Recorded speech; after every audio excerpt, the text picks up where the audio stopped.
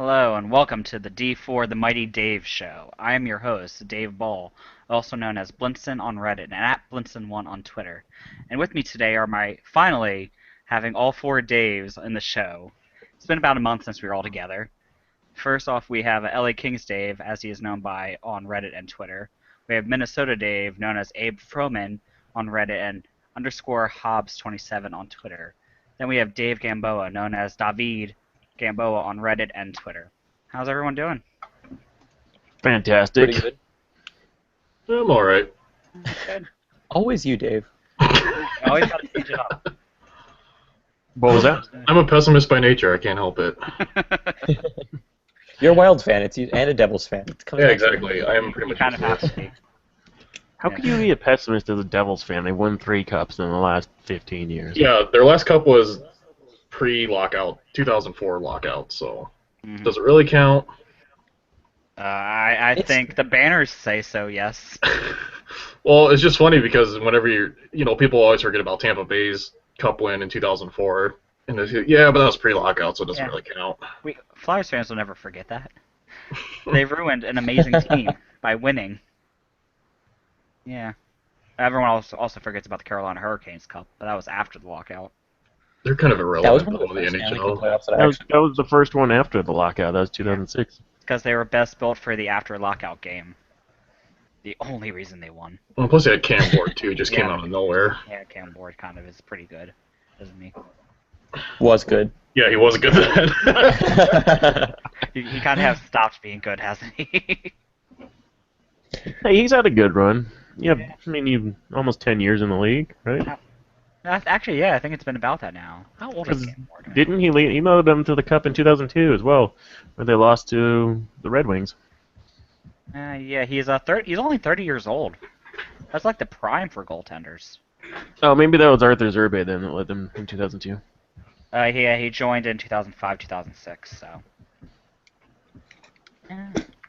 I thought he was a lot older than 30. Wow. Me too. I guess we should start on our first topic, though. It's the Carcillo apparently got suspended 10 games for his hit on us.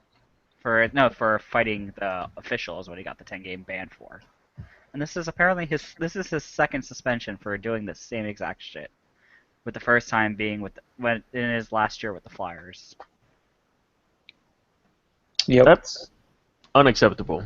Yeah. I don't care. Like, if you do it once, I can understand maybe, but doing it twice, hmm that's just unacceptable. I'm surprised he didn't get suspended for more since it is his second time. Yeah, I think they gave it the minimum because it's automatic 10-game suspension with the ruling. But he could have gotten 20 games if they saw it as an intent to injure, which I don't think it was at all. No. It didn't really seem that malicious, but at the same time, he was attacking a linesman, or he was jabbing him back, in succession. So I think 10 games is fair. I think 15 would have been pretty excessive, in my opinion. Yeah. The only thing I see kind of, I don't know, something that's bothered me this playoffs that I think happened to Carcillo is, Carcillo wasn't doing anything. He was just kind of watching the fight. And then, the refs come over, and, I mean, to be fair, he did kind of manhandle Carcillo for doing literally nothing, so I can kind of see where Carcillo is a little bit bothered. Obviously, I'm not condoning what Carcillo did. That was 100% wrong, but they did that with Boyle. They did that with Neal last playoffs, where they're not doing anything, and they just come in and manhandle them, so I don't know. I think it's more because of the type of player Carcillo is. Everyone would expect him to jump in and get involved. True. Just because it's Daniel Carcillo. His nickname's Carbomb for a reason. Yeah. Yeah. Not because he's Irish. No. I mean, I'll agree with Gamboa that the way the ref was kind of handling Carcillo was a little unnecessary, but It definitely was, yeah. yeah, in the grand scheme of things, it was just a dumb move by Carcillo. Shouldn't have been. Yeah. Oh, yeah. Looking at Is just this really much of a loss for New York, though? No, I don't think not so. really. Except for he is an established NHL player, and he has scored big in games before. In 2010, he scored at least 2 overtime goals, if I remember correctly. So. Yeah, but guys like this are always irrelevant come playoff time because the coaches are always sitting them. Is his name even on the cup when Chicago won last year? I think so, yeah. I don't. Yeah, you have to play at least one game in the Stanley Cup Finals to get in, and I believe he did. So Yeah. I'm not sure if he did or not, so I can't really say. You have to play either half the games during the regular season or play at least one game during the actual final to get your name on the cup. You can also make exceptions, like the Kings a couple years ago made an exception for a couple guys that played like 30 games during the season but were healthy scratches the rest of the year. So, Or like the Red Wings did years ago with who was that? Oh, Konstantinov. Yeah, him. Constantino. Yeah, they made an exception for him, which was playing for the obviously why they did. So, and yeah. So another thing that happened, Stepan has a broken jaw now and is out indefinitely because he just had surgery on it. Yep, that was a dumb hit by Prust. Oh, definitely. Yeah. How do you feel So, about that game, Boa? He's your first-line Prust is center, a piece isn't of he? shit. Prust is a complete. I liked Prust. I liked Prust. I loved him as a Ranger, and I still liked him when he was in Montreal. I kept up with him even like in Montreal. Montreal's my third favorite team, but that was after what he said about Kreider and just kind of how he treated the whole Price situation. And then he goes out, and that was completely on purpose. I mean, that was so late. I don't understand how that wasn't a penalty. So Press is a piece of shit, and he can take that 2-game suspension, and I'll see him next season because hopefully we win these next 2 games, and I don't see his face anymore. So there's that. Tell us how you really feel.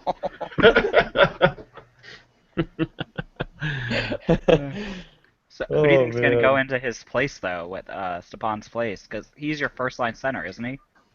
So supposedly what people are saying is because he played 2.5 parts of the game yesterday, and he was able to yell at Prust and the refs. So what we're thinking is what's going to happen is they're just going to put a clear face shield on his helmet, and he should be back Sunday. That's what a lot of people are saying, and if not for Game 4, he'll probably be back for Game 5.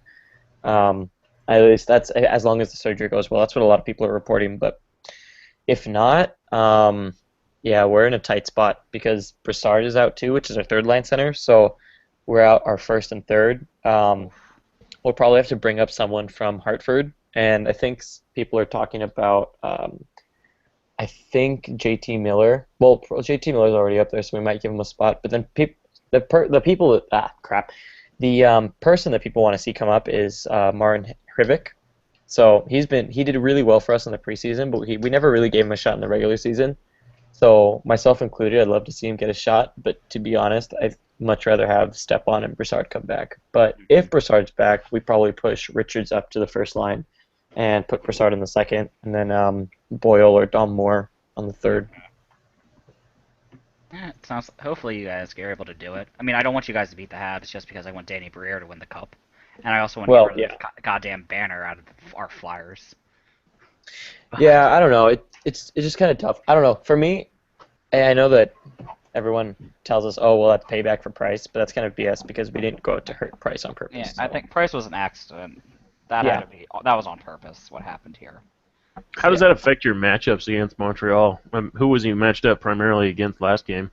Stepan? Well, they were matched up against Subban. Who's on the first line? It's Subban and I don't remember their first defensive pairing, but he was matched up obviously against their first defensive pairing. But to be honest, he wasn't really that watched. They more than anything watched Kreider because Kreider's on his line and he's the speed. So Stepan really just kind of hung back and played more as a playmaker, so they didn't focus too much. So I don't think it affects our matchup too much because we just have to throw someone in there to just pass it around to Nash and Kreider.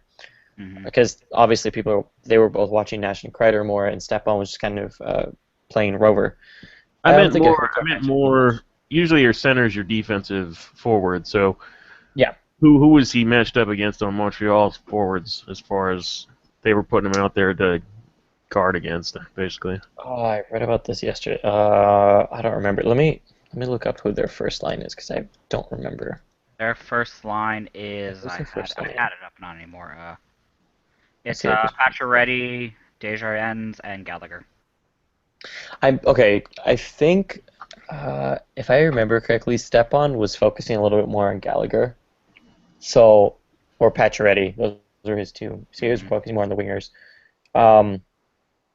I don't see it being too much of a problem. I actually kind of see Richards being a problem Mhm. if Richards comes up playing against Pacioretty. But other than that, I think we're good. I don't see too much of a problem. I mean, it would suck to lose steps, but I don't think it would hurt us too much matchup wise. Mhm. Maybe Okay. lose a little speed, but Yeah, it's Yeah, hope right. for the best. No one, we don't really know what's gonna happen, so. yeah. So yeah, another news that just came out from the NHL. The GM of the Year finalists were named. I can't even say the first one. Mark Bergevin. Okay, that one. Then Lombardi and then Murray were also named. Not even attempting. But yeah, who do you guys think is gonna win it? I'm actually not. This could sound biased, but I don't really think it is. I think Dean Lombardi is going to win this. He definitely Because put together a great team. yeah, he's put together a great team now, 3 straight years. As far as we made it to the Western Conference Finals every year, we also made the move for Gaborik, which appears to be maybe the most impactful trade that was made at the trade deadline by any team. So, I think when you consider what's been moved this year and what's been built the last couple years, I think even if it's not just an award for this season, it's just for the last couple seasons combined with this year. Mhm. Yeah, I can definitely see a Dean Lombardi taking it. He definitely put together a very strong core, and he basically built that core himself too. It's all from the draft. Drafts or Yeah. trades, yeah. Pretty much the only guys that we have that are impact players that were on the Kings before he showed up would be Dustin Brown. Hmm And then I guess maybe Stoll and Green, who came over from Edmonton. hmm But pretty much, yeah, he's drafted everybody else or traded for them. So, although I will say that Bergevin in Montreal has taken a team that was last in the East 2 years ago Yeah. to the Eastern Conference Finals this year is pretty impressive. And weren't they were in the playoffs last year, right? Yeah, they were first in the Northeast last year. So he definitely has a pretty good core going on there. And that's why I think you can make the argument for him, too, especially because that Vantage trade was pretty huge Hmm in acquiring him. So Murray kind of struck me as a weird pick when the 3 were announced, but between Lombardi and Bergevin, I'm probably going to pick Lombardi. That's going to be my prediction for who's going to get GM of the year. Yeah. Bob Murray hasn't really done anything that was jumping out besides building a core, really. So. No, I think that what's going to kill him, maybe in the contention for that, would be he tried to make a couple moves at the trade deadline, but he traded away Penner and got nothing in return, hmm aside from Stefan Robidaw, which isn't what he was going for when he made that salary dump. And a lot of people think that he was actually going for Kessler because they needed a second line center, and it didn't work out. So yeah, he's got a great group of young players, and the Ducks have been building through the draft really well the last few years. hmm But this season, I just don't think it's his time. Maybe next year. Mm-hmm. Yeah. Until I think his core can prove that. I mean, okay, to be fair, they did prove that they're a good squad. They made it to the second round, but I don't know. I don't feel like Murray is the right candidate. In my opinion, Lombardi gets it for sure. I mean, what he's done with the Kings is phenomenal. Well, his biggest line there too is the Getzlaf and Perry line, which was actually drafted by Brian Burke, I believe. So I think so. Yeah. If it wasn't for if Bob Murray wasn't there, who do you guys think would be the GM in this third spot? Who's Yarmo out of Columbus? Mm-hmm. I honestly, Polkelainen? Yeah, him. Gamma Polkelainen. Yeah, He would he's honestly be amazing. my pick. But what has he done? I think most of the trades that happened, like the Rick Nash trade, happened under the other GM they had.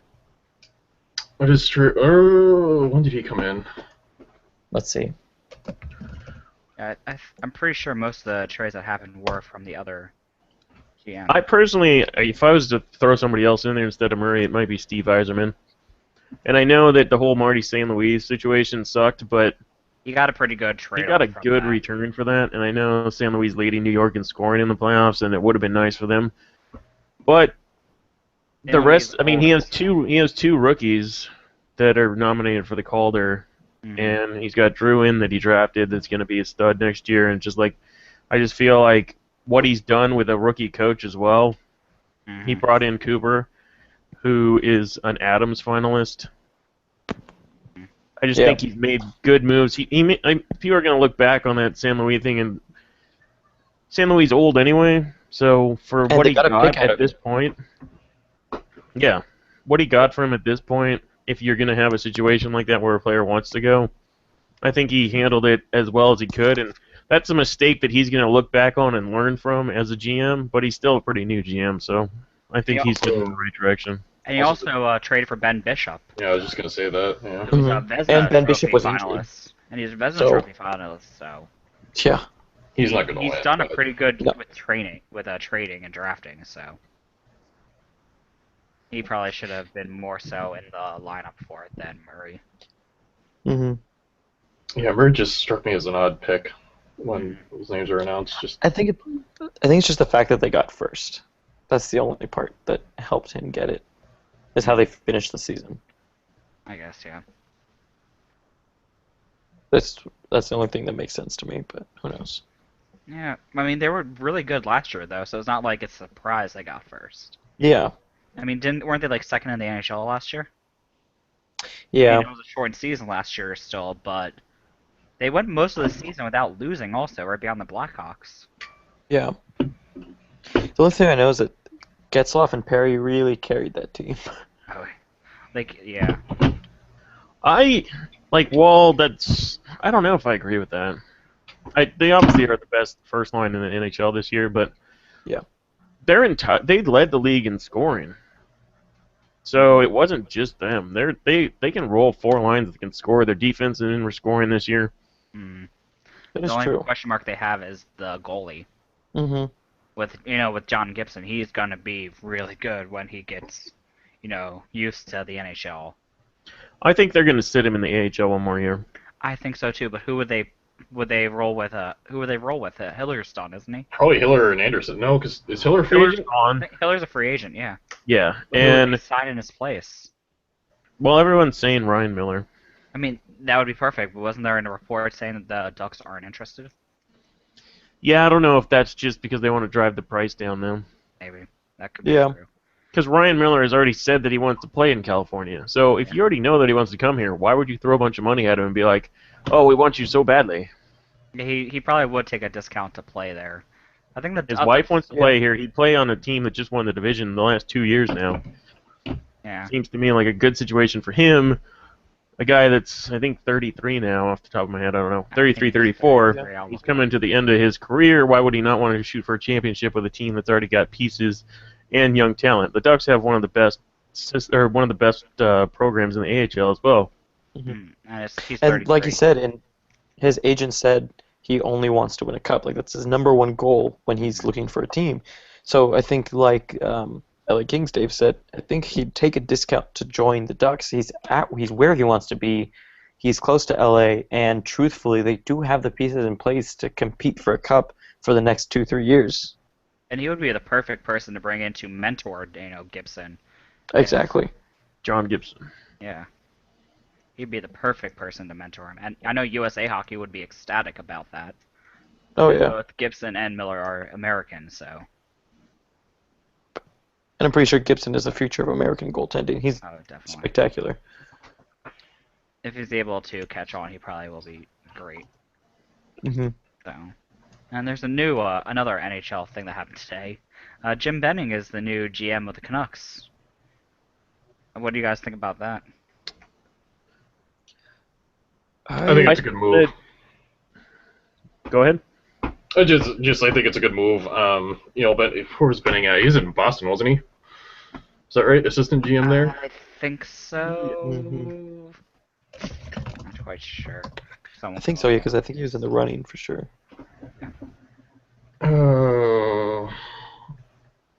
Yeah, well, I just think it's a good move because, they still retain... Oh god, my names are just escaping me right now. There's a guy for the Canucks organization when they announced the firing of Gillis. I remember asking a lot of Canucks fans, well, who do you think is going to take over? There's a guy in their organization who's basically been the he's basically been the guy that structured all the contracts for like the Sedins or Kessler and everything. And I think they pretty much said that he should get a shot. But then I think Benning was a guy that they were really hammering for. I mean, he's a former teammate of Trevor Linden, so that could have probably something to do with it too. Yeah, I mean, he said they're not going to try to follow the Boston model, which I think Gillis was trying to draft for that a little too. But I don't know. I think you gotta. I think it'll be pretty interesting to see what he's able to do with this team. Well, the biggest knock on the Canucks has been the last few years that they haven't drafted well. Yeah. So it's gonna be curious to see because Boston has built a good team, but I don't know how much of that was actually his drafting. So. Oh yeah. Okay, so he was an assistant GM back. He was named that back in 2007. Mm-hmm.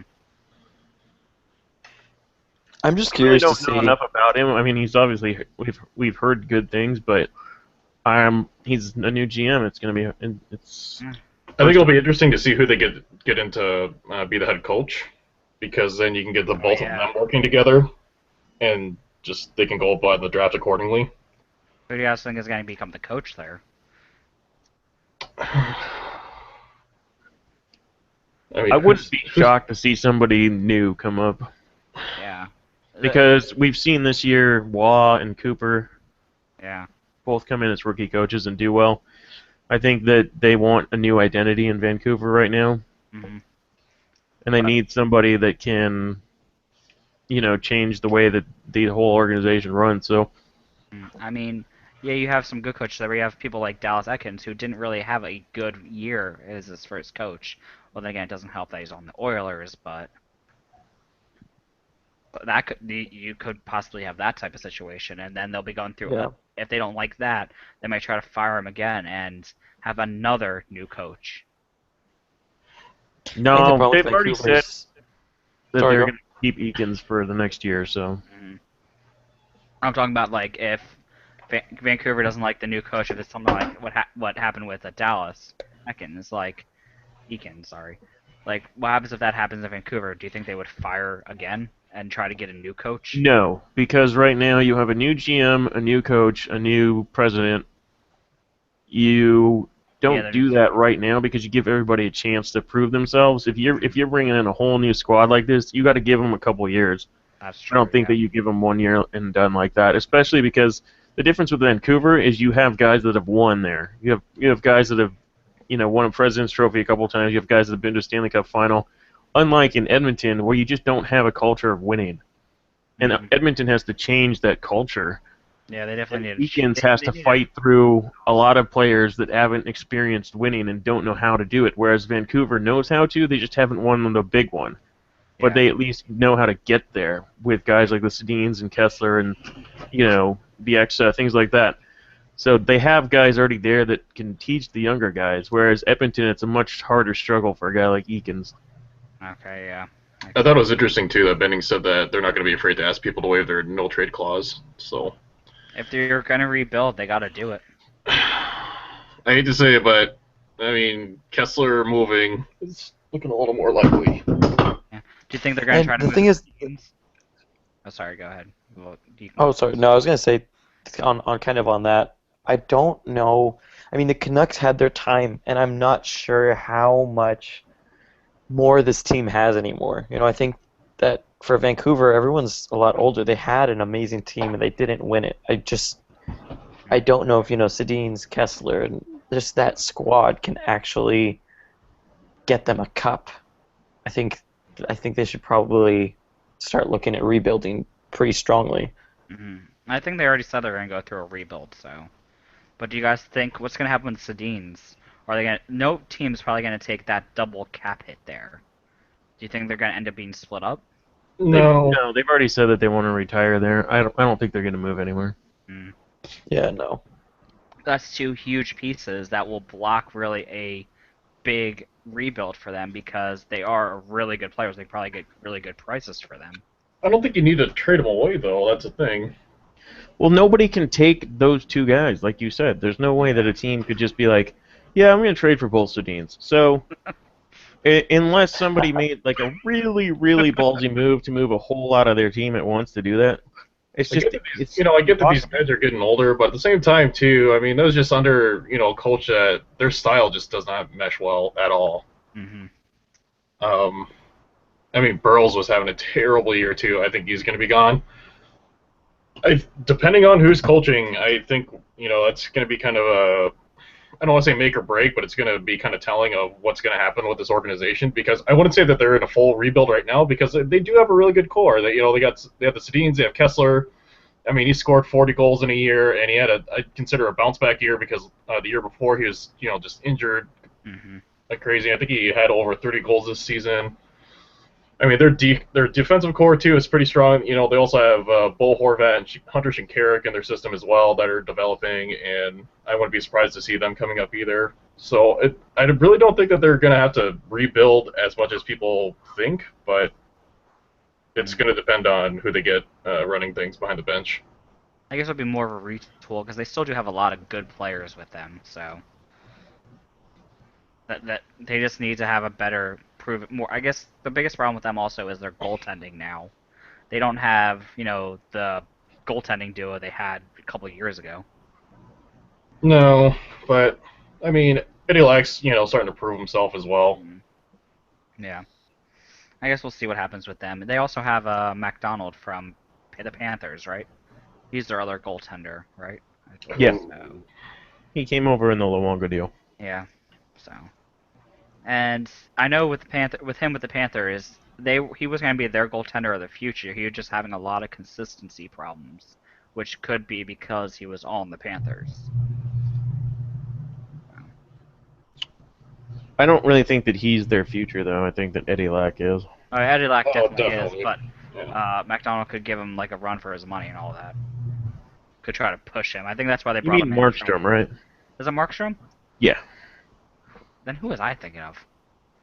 Where's Andy McDonald? Andy McDonald. Who is he? He was Andy a goaltender. McDonald was a forward. Calgary were. Yeah, he was a goal. I think it was a Calgary goaltender, wasn't Yep. he?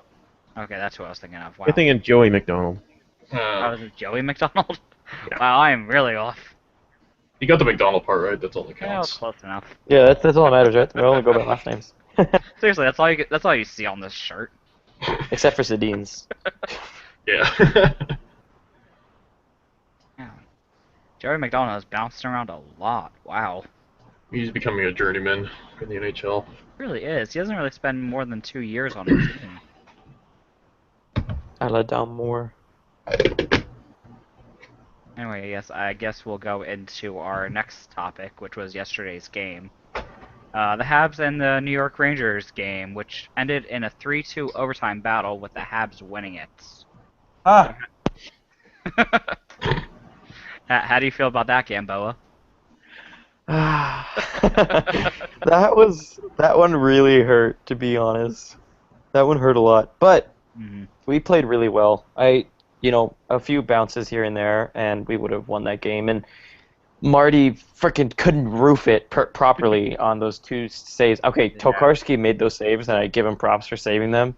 But Marty didn't put them in, like, he didn't roof them like he should have. So, those two probably should have been in the net. And then, I don't know, I think we played well, and Tokarski just robbed that game. Without Tokarski, Montreal would have been screwed. And I don't know what it is. Montreal just looks really exhausted. They It was really, interesting to see. I think it's because They had a tough series with the Bruins. took out so much. And yeah, I just don't think they were ready for the Boston series after sweeping Lightning. They just weren't ready for the Boston. They put too much energy into it, and now they're just tired. And they don't have Price. I don't know how much of an excuse that is, though, when New York's gone to 2 Game 7s. That is true. Yeah. But having time off Well, could to be be fair, even worse for you than, playing every day. I think Yeah, going to for Game us- 7 compared to going to Game 7 against Boston, though, I think that's a little different just because of the way Boston plays. Mm-hmm. Well, the thing is that we went to Game Game 7 twice. We went to, and not to mention the schedule fucked us at the beginning. Oh So I yes, the mean, schedule yeah, went Montreal hard. went against Boston, but they swept, and then got a rest, and then had Boston. So Hmm. Could just be inexperience too. Yeah, they're a maybe. pretty young team. You know what I really like about the new playoff format Well, is the travel for the West Coast teams. hmm Because you guys, for a long time, the East has always had pretty good travel schedule. yeah, we don't really have that much of a problem with it. I mean, this year, the Kings, yes, they went to 2 Game 7s as well, But but we it stayed in was right next California for door. a month straight. Yeah, it's So, basically right next door for you guys. yeah. I mean, like, you can take a train from New York to Philly in like an hour, and now we can just fly to San Jose in an hour, and then we just drive to Anaheim. So, Yeah. I think that you're You seeing know, that this new scheduling is a lot better for teams in general because of that. And the Kings, coming off 2 big series last year, were dead tired against Chicago. Whereas this year, even though we went to 2 Game 7s, we look like we have stronger legs than last year. So Hmm.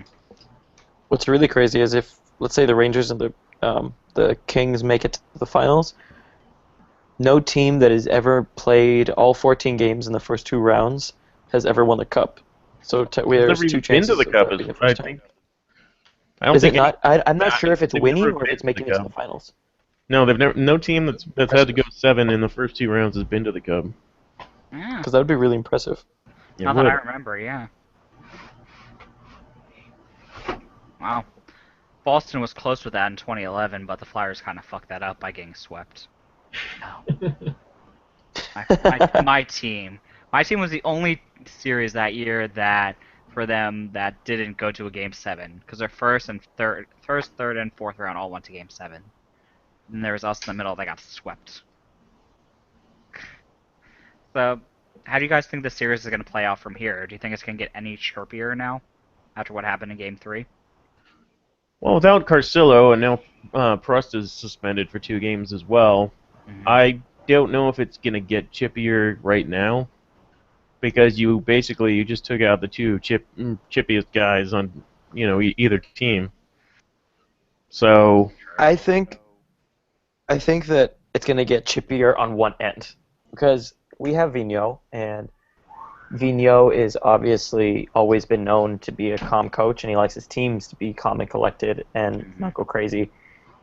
But Montreal last night, from the first minute, their goal was to piss us off and to come out and hit us. They came out and played a very goonish game, which I don't condone because some teams can play that. Look at Boston, and sometimes even the Kings play that very well. They play hard and they play physical.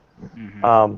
So I don't think the Rangers are going to play back on it, and I think losing Prust is going to not help Montreal do that. But because the thing is that Montreal can't keep up with our speed right now, so I think it will get chippier as it has. But I don't see the Rangers falling into that and retaliating. But who knows? Yeah, you never know what's going to happen there. So Vigneault seems like a smart enough guy to tell his team, they're going to come out try to hit us, but just let them play their game. We'll play ours. Yep. yeah, Montreal seems to play with more passion. Whether that's good or bad, emotionally, I think it was good for the last series. I don't always know if you see people get too emotional sometimes, mm-hmm. and it affects their game. And I'm wondering if that's going to happen now with Montreal after this. Yeah, they're probably going to put a lot of emotion into the next game. And then you can also, sorry, go ahead. No, go ahead. I was done my thought basically. Oh, no. Then you can also take into account, experience there, because you need the experience to take that emotion. Like perhaps what's going to help the Rangers here is because we have a lot of emotion. We're pissed at Prust. We're pissed at what they did to Stepan, and hopefully we have a lot of veteran leadership in the room, and hopefully we'll be able to take that and calm everyone down. While in the Canadians, I don't see other than Therrien who's going to tell them, you know what, let's settle down and go play our game and put the passion aside, like you said. Yeah, that's definitely. I feel like it's going to be a chirpy game, definitely though.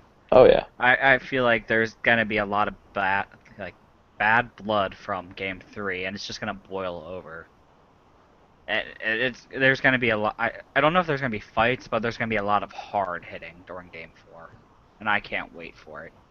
It's definitely going to show that this is playoff hockey, and it's in the conference finals, and they're fighting for the chance to get that cup. Game 4 is going to be that big game where everyone realizes it's time. We're going to fight this out. Yeah. I'm actually curious, because obviously I'm a Rangers fan, so I have things invested in the series, but I haven't read too much about what people think about our series that aren't, invested fans. So, like, I'm curious to see what your guys' opinions on the series is, or how it's gone down so far. I hate both of your teams. Okay, you're a relevant Devils fan. 2012, that's all I'm going to say.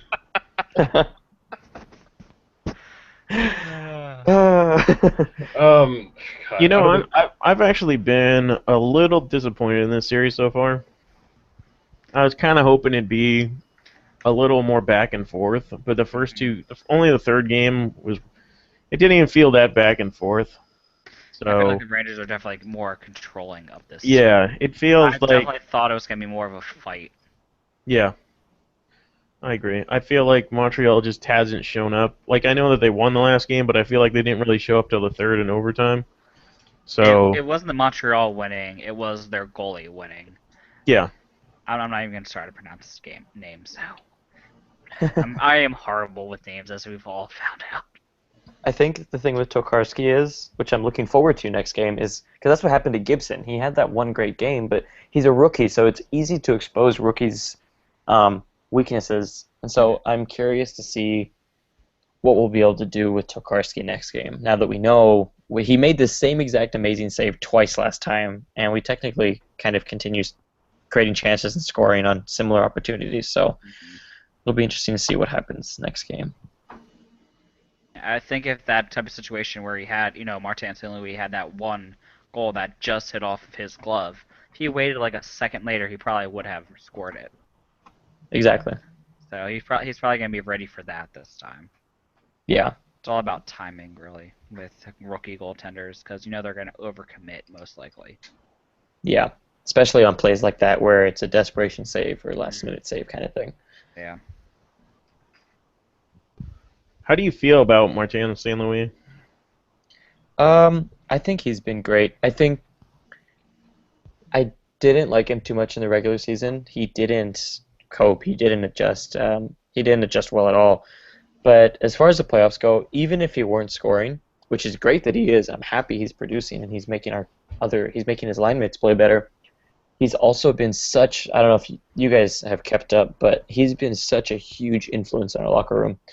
He does, the post-game speeches now, that kind of thing, and he's really brought this team together. And where the thing that really changed for us in the Penn series, aside from his mom dying and kind of, even though that helped bring the team closer, was just, after that, he became the most motivated guy and really took control of the locker room. And Lundqvist said in one of the interviews after Game 7 how this team is now a real team and everyone feels closer than ever. And I think that was really important. That's something that we hadn't had all season. We got lucky to get into the playoffs, not being like a team. We never played as one unit. So with Marty, he's really turned this team into one team, and he's made us all kind of play in sync. So I've loved him so far. I still wouldn't give him captain, though. Yeah. I think the reason he had trouble adjusting during the season was because he was getting used to a new system, a new town, and all that. Mm-hmm. So that probably has something to do with that, more so than him just not playing good.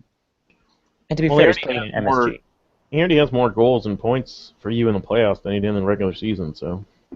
Oh yeah, I'll take that any day. He's definitely a playoff performer though. That's helping guys out a lot. Oh yeah, especially with Rick Nash not showing up. I mean, I don't care if he has 2 goals, he still isn't showing up. He's not used to the playoffs. That's his problem. He's not used to the playoffs. I do want to say, one thing I forgot to mention in my rant last week is because I was angry, was he's been sucking on offense, but defensively, Pierre has mentioned this a lot in this series, and he's 100% right. Rick Nash has been perhaps our best forward on the back check. He's been amazing defensively this series, and I haven't given him enough credit for that on these podcasts. So there you go, Rick Nash. If you ever, by some chance, you're drunk enough to listen to this, there you go. Good job on the back checks. I think that's because he knew he wasn't being good on the offense, so he's trying harder on the defense. Exactly. That's probably what's going on there. That might be actually what it is. But no, well, he has like 50, 60 something shots, so technically it's not. He's not trying on the offense. He's just not used to being the center. He's used to being the center of attention, and in New York, he's not really the center of attention. So Not at all. I guess he's still having trouble adjusting to that. Yeah. I guess we're gonna go on to the next topic now, or if you guys are ready for that. It's the Chicago Kings series. It's tied at 1-1 now, after a very fun showing from Chicago in Game 2.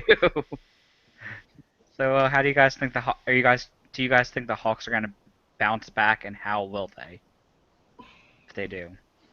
Yeah. I think that they're too LA? experienced not to. Yeah. They My have too big- much depth. They have too much experience in the playoffs. They're the defending champions. They have one of the best coaches of all time. I've never seen, at least in Chicago, I haven't seen Quenneville so upset though, which I like as a Kings fan. I hope that he's rattled. I hope that Crawford's rattled, but I doubt it. I think that if anything, maybe Quenneville said he was more angry the day after the game than he was actually that night. So I don't know if he's just saying that to get into the Kings' head and be like, "Oh, we've shaken Chicago's confidence." And I highly doubt that, Mm-hmm. especially when you have one of the best captains in the league in Jonathan Taves. Oh yeah. Oh. I don't. This series is going 6 or 7 regardless. I don't think that you can shake a team that's this good And as with one experienced bad period. They outplayed us for 40 minutes. Mhm. We got one lucky goal at the end of the second period, and then we tore it up in the third. But it's one period. A team like that will shake off one period. Especially since they've now done it twice, basically. They've won the cup twice. They are proven playoff performers, their core. So I'm pretty sure that they'll be able to bounce back, definitely. They're too seasoned to not bounce back. And as you said, they have one of the best coaches in the league, so. I think one thing that they might be concerned about is their secondary scoring right now. Mhm.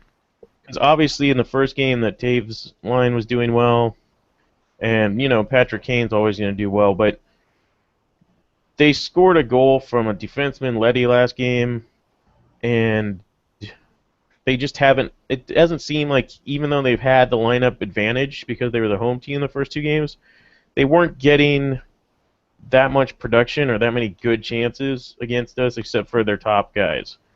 So I think that'd be the only thing that they're really concerned about right now. But that's something where that's happened for the Kings too. I mean, our third line hasn't really been doing anything for us either, so Mhm. it's a little bit of a wash. Yeah, you think their third line would be doing pretty good for the Chicago. Chris Stieg and Patrick Sharp are on their third line. Yeah, Sharp's been invisible though. Yeah. I think he's been their most disappointing player, maybe in the playoffs overall. Isn't he usually one of their better playoff performers? He is, and that's the thing is that's what I think that's why I said they should be concerned about their secondary scoring. Yeah. They just haven't had him show up. I don't know if maybe they'll move him up to the second line with Patrick Kane, Mhm. or just do something to shake it up a little bit. But yeah, their second line center right now is Michael Hanzus, who isn't exactly an offensive dynamo. I mean, he's a great. third line center now, usually. On most Yeah, teams, he'll probably usually be he a third line is, but center. the last 2 games he's been their second line center with Kane, and it's kind of odd that he would be up there because he is not a playmaker. He's not somebody that Patrick Kane can get Patrick Kane the puck the way somebody else might. And I know that Ben Smith was their second line center earlier this season. I'm not sure why they moved him, but He's on the fourth it'll be line interesting now. to see. Yeah, wasn't their first line for a while like Sharp, Taves, and Kane? No, Kane has been on the second line pretty much all season, I believe. But it's been Taves, Hossa, and then they had Sharp on the first line for a while, I believe. But right now, Brian Bickle is on the first line with Yeah. Hossa and Taves. But yeah, Sharp needs to either be moved somewhere or they need to try to do something to get him more opportunity because we've shut him down, and he hasn't really had a great playoffs to begin with. So I think him on the third line is such a waste. He is such a good player. He should not be on the third line. no, I agree. I tried moving him. How good is Bickle during their series? I haven't had a chance to really watch it because it's West Coast. And I'm Michael going to strikes bed by the time me he more as starts. a playoff performer. Like he's a playoff player. Mhm. Yeah, He just shows up. He shows up for the playoffs. Mhm. He did it last year. I mean, he's been doing it this year too. Mhm. What about Sad? Is he doing any good? Sade, Sod. Sad. Is that how you say it? I cannot do names. We have established this. He's been fine. Has he? Is he Yeah. worth the second line that he's on? He's got 9 points this postseason, so he's not doing terribly. Yeah. Let's see, looking at their numbers right now, yeah. I mean, he has more points than, let's see. He has more points than Sharp does. Oh, So- I guess that's probably. I guess it's definitely worth him being on the second line then. So, I guess we'll see what they do, what happens with them then, and go on to the next thing. How do you guys think the Kings are going to keep the momentum going from this last game? What are they going to have to do to keep, what they did going? Consistency. That's one of their biggest problems in this playoffs, hasn't it been? Yeah, for sure. It seems like sometimes they just take a game off, and it's hard to explain why. Because Their they, lineup shouldn't be taking a day off. it's basically been Kopitar, Gaborik, and Doughty have not taken a game off, and then other guys just disappear. Mhm. Mike Richards has disappeared this playoffs. He's on the 4th line right now. Mike Richards has fallen so far since Yeah, 2012. it's really sad. Dustin Brown has been playing on the first line, and he's like creating space for Kopitar and Gaborik, but he's got almost no points comparatively to those two, even though he's playing on the same line as them. And I don't really know what he's doing other than just hitting people, because it's Why is Justin Williams on your third line? Isn't he He's like been one of your fine there. top players? yeah. I would rather him be up there with Kopitar and Gaborik, but the Brown Gaborik Kopitar line is working, so I think that they just don't want to shake it up. Yeah. The second line's been working too. Obviously, last game they had their best game, but Carter, Pearson, and Toffoli have all been playing really well. It's that 70s line. So I get it because they're all Yeah, they're all in the the 70s. numbers their are numbers. in the 70s. Yeah, everyone's calling them that 70s line. That's clever. Williams is a guy that'll play wherever you need him to. Yeah, he's definitely one of those players, and he will score no matter what you put him in. He is such a playoff performer. It's unbelievable. I don't know what he does to prepare for the postseason, but he should do that for the regular season too. It's a different animal playing for that cup though. Like you Of see course. what Danny Briere does Danny Briere has done. Not really this postseason, but in the past postseasons. The playoffs are a different animal to people, and they just show up. And Cough Briere. that's what I just said. Yeah. But, Unless you're Dustin Brown. I mean, it's like the opposite with Fleury. Fleury does amazing during the season, but as soon as he gets, excluding this season, he's actually done really good. He did really good this postseason. Fleury. Yeah. Past postseasons, he just disappeared during the postseason. I don't know what happened. He actually played semi-decent, I thought, this year. I feel like he actually played one of his best postseasons, I think, this year. Yes. Yeah. Just to put it into context, Brown has 6 points in this playoffs, playing on a line with Gaborik with 15 and Kopitar with 20. Wow. So I don't know where he goes when he's out there, but it's nowhere near the puck. I think it's. I think mostly they just don't want to change anything up, so they keep him on that line, as you said. Probably what the biggest thing with him is. I mean, it's working. He's on the ice, and your other two people on his line are getting points, so. Yeah. I mean, it's not like they're not getting points because of him. They're getting points, and he's on the ice, so he's doing something. He's just not touching the puck.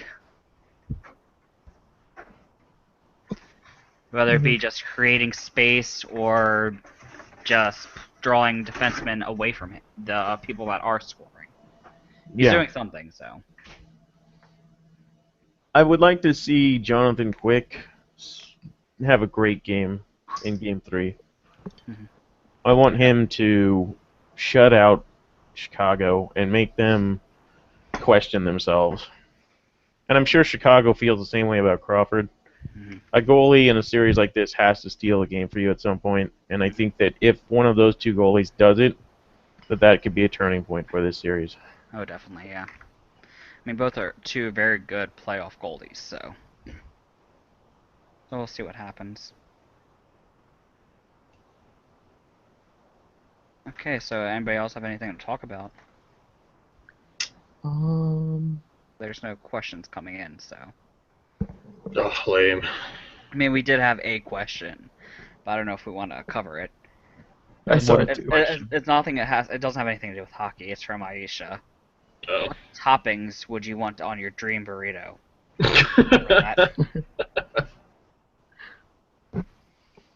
I guess we will.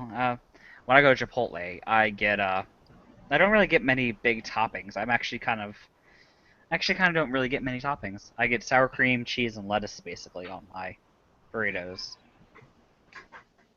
I will tell you the greatest burrito combination known to man, because I would eat this all the time when I was in Arizona. You get carne asada, sour cream, refried beans, and cheese, and that is it. That's all you need.